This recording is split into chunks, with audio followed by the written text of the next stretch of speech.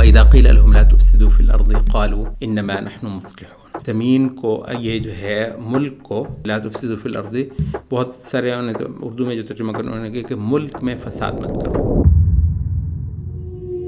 لفظ کا ترجمہ ملک کیا ہے، بڑا اچھا سا ترجمہ ہے کہ ملک میں، معاشرے میں مراد ہے. ویسے الارض کیا مراد ہے؟ وہ جنگلات میں جا کے انہوں نے کچھ کرنا ہے، معاشروں کے اندر ہی کرنا ہے. تو معاشروں کے اندر فساد مت پھیلاؤ. فساد کیا ہے؟ یعنی یہ بڑا اردو والا استعمال ہے. فساد کا مطلب دنگا یہ نہیں ہے، اور نہ یہاں پر آیت کا ریفرنس یہ ہے کہ ان سے کہا جاتا ہے کہ لڑائی دنگا مت کرو. لڑائی دنگا کے بعد فساد کیا ہے آپ کر لیں، تفاسیر پڑھ لیجئے. سب کا انشاءاللہ خلاصہ نکلے گا شریعت خداوندی کے ساتھ معارضت. کہتے ہیں کہ ہمیں کہتے ہو سارے یہ جو ہے ادیان کو ریفارم کرنے چل پڑے ہوئے ہیں. یہودیت کی ریفارم کر دی انہوں نے، عیسائیت کی کر دی، اسلام کے پیچھے پڑے ہوئے ہیں کہ جن کو ہے نا وہ ریفارم کرنا ہے، اس کو ٹھیک کرنا ہے. بہرحال خیر اس ریفرنس کو چھوڑ بھی دیا جائے. وہ یہ ہے کہ یہ جتنا کچھ کریں گے وہ اصلاح کے دعوے کے تحت ہی کریں گے. مطلب آپ ذرا یہ دیکھ لیجئے سبحان اللہ، ایک ایسی تہذیب آج آپ پر ہم پر حملہ آور ہے.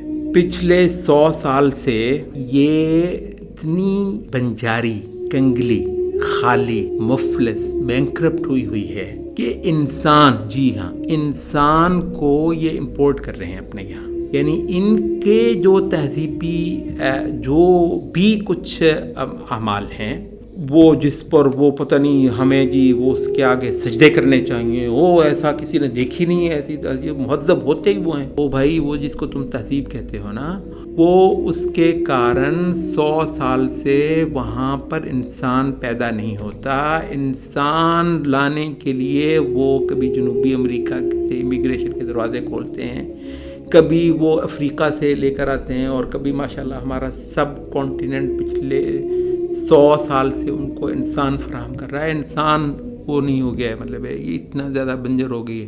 البتہ یہ ہے کہ ہمارے لیے اتنے ان کے پاس منصوبے ہیں، اور جب ہم کہتے ہیں ان کے پاس تو مراد ہوتا ہے کہ ان کے وہ جو یہ ہمارے اپنے میں سے جو ان کی زبان بنے ہوئے لوگ ہیں، منافقین ان کے علاوہ اور کوئی نہیں ہے. تو انسان کو اجاڑنا اور انسان کو دنیا کے اندر بھی ان کا ستیہ ناش کرنا، یہ شیطان کا ایک باقاعدہ پروگرام ہے، انسان کی دشمنی. تو جس کا ذریعہ جو ہے وہ کافر ہوتا ہے اور منافقین ہوتے ہیں.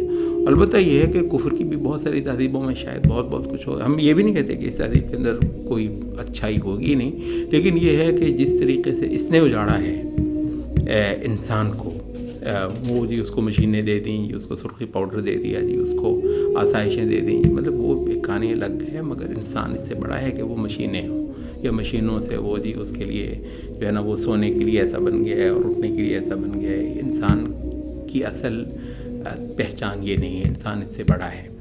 تو اس لحاظ سے تو جیسا انسان اس نے اجاڑا ہے ویسا کسی اور نے نہیں اجاڑا ہوگا. لیکن اس دعوے سے یہ کبھی دستبردار نہیں ہوگا کہ ساری اصلاح جو ہے نا میں ہی کروں گا اس جہان کی. تو اس دعوے کے ساتھ یہ آئے گا. اور اصلاح کیا ہے؟ اصلاح سوائے انبیاء کے اور انبیاء کی لائی ہوئی ہدایت کے اس جہان کی. وہ یہ تھوڑی کہ انبیاء صرف کو آخرت ٹھیک کرنے ہیں. بھائی یہ جہان ٹھیک ہوگا تو آخرت ٹھیک ہوگی. دنیا مزرعۃ الآخرہ، اسی دنیا کی ایک ریفلیکشن انشاءاللہ آخرت بننے والی ہے. تو جس کے باغ لہلہانے لگے نا نبی کے لائے ہوئے ہدایت سے یہاں پہ، اس کو انشاءاللہ امید رکھنی چاہیے کہ آخرت میں بھی اس کے باغات ہیں.